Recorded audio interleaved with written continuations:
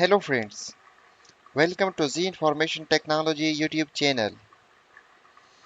Today I'm going to show you that how you can remove a person or any object from your image. I have this person in this image and I want to remove it from here. So click on the lasso tool and select your object. I'm making selection,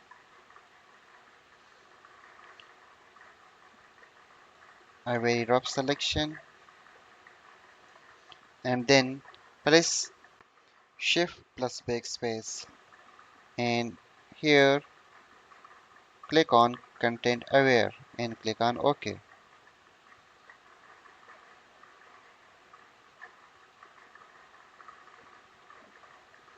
Boom, your object is removed.